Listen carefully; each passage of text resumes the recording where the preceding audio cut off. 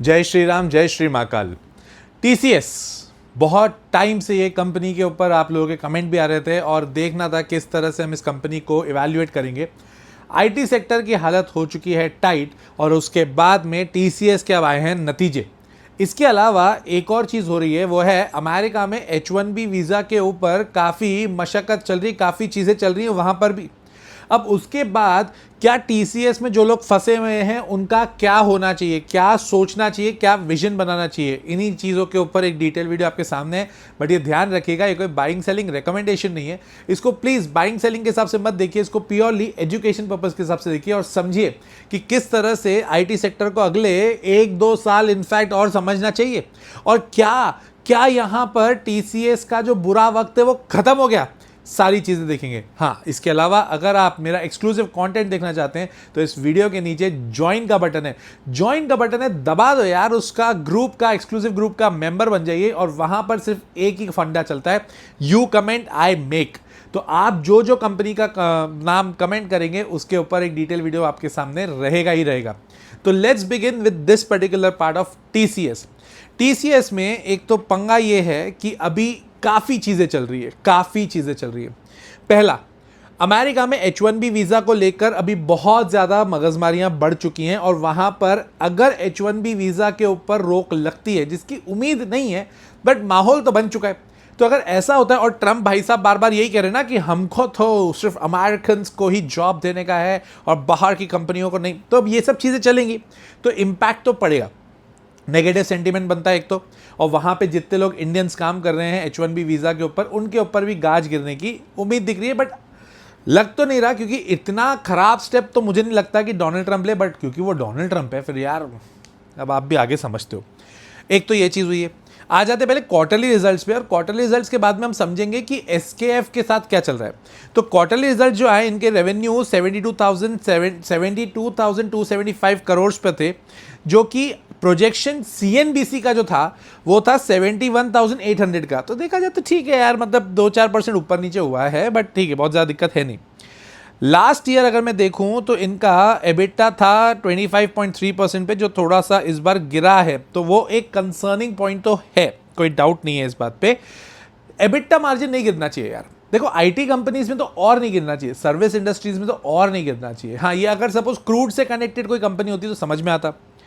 इनके पास इनको $9.5 बिलियन का कॉन्ट्रैक्ट मिला है, that is one of the biggest news for this particular company, जिसके बाद ऐसा लग रहा है कि ये एआई ट्रांसफॉर्मेशन में भी अच्छा खासा आ जाएंगे। डिविडेंड दिया है 12 रुपए का। एक बार नंबर्स एकदम और अच्छे से देख लेते हैं। 72,275 करोड़ का रेवेन्यू था जून 26 क्वार्टर में, जो कि अगर जून 25 क्वार्टर से कंपेयर करूं तो 63,437 का था। This is good, very good actually. Operating margin जैसा मैंने आपको कहा पहले 27% था, वो गिर गया है, 26% हुआ है, 1% गिरा है। प्रॉफिट आफ्टर टैक्स बढ़ा है। अगर मैं इसको मार्च क्वार्टर से कंपेयर करता हूँ ना, तो 70,700 का करीब इनका रेवेन्यू था, जो बढ़कर 72,275 करोड़ हुआ, और तब भी 27% का मार्जिन था, जो अब 26% हुआ है। ऑपरेटिंग मार्जिन गिरा है, तो ये थोड़ी सी कंसर्निंग पॉइंट तो है, इसमें कोई डाउट नहीं रखिएगा। रही बात एफआईआईज की बात करें तो एफआईआईज 12% से गिर के 9.5% हुए हैं, ठीक है। और डीआईआईज ने खरीदा, डीआईआईज को अलग ही विश्वास है टीसीएस के ऊपर। वैसे भी टीसीएस का, टाटा का जो ब्रांड है उसके ऊपर बहुत लोगों का वैसे भी भरोसा होता है, वैसे ही डीआईआईज को इनके ऊपर काफ़ी अच्छा खासा भरोसा है। जो एफआईआईज ने जितना बेचा है उतना डीआईआईज ने खरीद लिया है। पब्लिक 5% पे, that is a very positive point. Public जब किसी कंपनी में 15% से कम होती है ना, मेरे को बड़ा मजा आता है। और प्रमोटर 72% पे, ये सब चीज़ें तो ठीक है, अपनी जगह सही चल रहा है। अब एक क्वेश्चन आपके दिमाग में आना चाहिए कि सर इतनी आईटी सेक्टर को लेके नेगेटिव है, एंथ्रोपिक एआई के चक्कर में इतनी हालत टाइट हुई है, तो एग्जैक्टली ये कहाँ पे बढ़ी है, इनकी कहाँ इनको मिली है ग्रोथ। तो सबसे पहले बीएफएसआई, जो इनका बैंकिंग एंड फाइनेंशियल सर्विसेज वाला जो सेगमेंट है, उसमें अच्छी खासी ग्रोथ हुई है, वेरी पॉजिटिव। इसके अलावा एआई ट्रांसफॉर्मेशन में ये लोग काम कर रहे हैं, जो मैं अभी एसकेएफ वाली बात बताऊंगा आपको पूरी तरह से। क्लाउड सर्विस के ऊपर ये अच्छा खासा काम कर रहे हैं, क्लाउड सर्विसिंग के ऊपर अच्छा खासा काम चल रहा है। और एक बहुत ही इंपॉर्टेंट कंटेंट था इनका, वो था इंडियन रुपीस का बढ़ना। अब देखो, इसको ध्यान से समझना, सपोज मैं टीसीएस हूं और आप अमेरिका की एक कंपनी हो जिसका आउटसोर्सिंग हमने उठाया है, राइट। अब मैंने आपको बोला कि ये वाला काम हम आपका $2 लाख में कर लेंगे, वहां पे इसको बोलते हैं $200,000, ठीक है। अब $200,000 में आज मैंने आपके साथ में ये कॉन्ट्रैक्ट कर लिया। ये कॉन्ट्रैक्ट 3 महीने का है। अब जब मैंने आपसे कॉन्ट्रैक्ट किया था तब मेरे पास जो डॉलर का रेट था वो था 90 रुपीज़। अब 90 इंटू 2 लाख करने जाओगे तो आपको समझ में आ रहा है, अब वहां पे 95 अगर हो गया डॉलर का रेट तो ऑटोमेटिकली इनको ₹5 इंटू 2 लाख, 10 लाख रुपए का फायदा हो गया ना। तो ये जो एक्स्ट्रा बेनिफिट्स हो रहे हैं ना, इसके कारण भी इनका अच्छा खासा ये जो अपना रिजल्ट है वो अच्छा खासा बढ़िया है, ठीक है। मजेदार बात, अब इस पे ग्रोथ वाली बात क्या क्या है। सबसे पहली चीज 9300 एम्प्लॉयज इन्होंने इस बार एम्प्लॉय किए हैं, जबकि पहले तक ये ले ऑफ पे थे, अब ये एम्प्लॉय कर रहे हैं, पॉजिटिव। उसके बाद प्रोजेक्ट एग्जीक्यूशन इस क्वार्टर में अच्छे हुए हैं, positive. IGW AI data centre ये लोग बनाना चाह रहे हैं, जून 2026 में उसका आ गया था अनाउंसमेंट, जहां पर 6 to 7 बिलियन डॉलर्स लगेंगे और 5 से 7 साल के अंदर ये बन जाएगा AI डेटा सेंटर।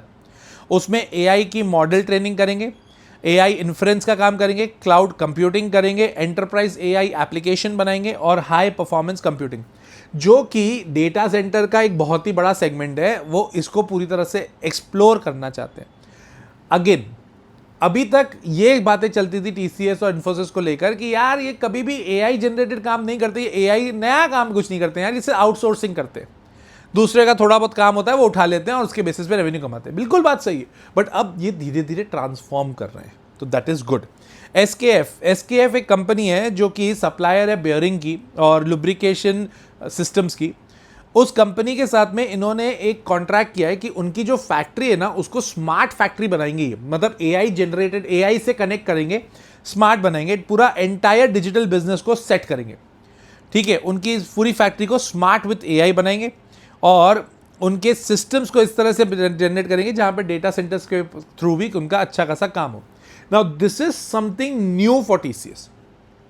अब टीसीएस अगर इस सेगमेंट में जा रहा है तो ये एक अच्छी बात है, अच्छा डेवलपमेंट है ये, ठीक है। अब अगर मैं इसको कंपेयर करता हूं एसेंचर से और दूसरी आईटी कंपनी से, तो वो आईटी कंपनीज वहां वाली ना थोड़ी ज्यादा मेरे को वैल्यूएशन वाइज थोड़ी बेटर लग रही है। बट टीसीएस का, अब तो टाटा का एक तो ब्रांड है और दूसरी चीज अभी तक का इतिहास रहा है कि टीसीएस ने कभी निराश नहीं किया। अगर आप पिछले 6-7 महीने छोड़ दो तो उसके पहले कभी टीसीएस ने निराश किया नहीं।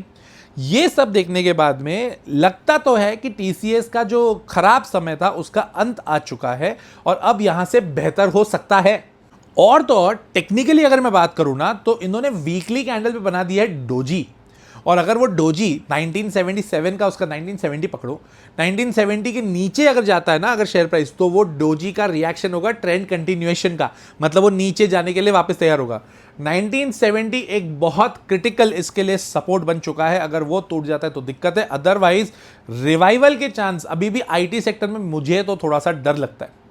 आपको क्या लगता है मुझे कमेंट करके बताना। हाँ, और इसके अलावा ये सारी चीजें अगर आप डिटेल में सीखना चाहते हो तो आपको पता है मेरा कोर्स है द लॉजिकल इन्वेस्टर, जो कि जिसकी नई बैच 30 जुलाई से वापस चालू हो रही है। So if you want to registered, screen पे आपके पास नंबर है, कॉल कर दीजिए या व्हाट्सएप कर दीजिए। इसमें मैं बहुत सारी एक्टिविटीज़ करता हूँ स्टूडेंट्स के साथ में, एक कम्युनिटी भी बनाता हूँ ताकि हम लोग का कॉन्वर्सेशन मस्त रहे, और छोटी बैच साइज होता है ताकि हम 1-to-1 कनेक्शन भी रख पाए। फंडामेंटल टेक्निकल दोनों आता है इसमें, राइट। सो आई होप कि ये वाले वीडियो आपका काम कर रहा होगा, एक विजन बना होगा। आईटी सेक्टर मेरे को अभी भी थोड़ा कंपेरेटिवली खतरनाक लगता है और इसमें लॉन्ग टर्म, बहुत लॉन्ग टर्म जाएंगे तो भी एक अभी के लेवल पर ऐसा एज ऑफ नाउ जो डेवलपमेंट्स अभी है उस हिसाब से थोड़ा क्वेश्चन मार्क लगता है। कमेंट करके बताइएगा आपके पास टीसीएस के कंपनी के शेयर्स है या नहीं, और शेयर करिएगा अपने दोस्तों के साथ। मैं मिलता हूँ अगले वीडियो में। टिल देन, जय श्री राम, जय श्री महाकाल।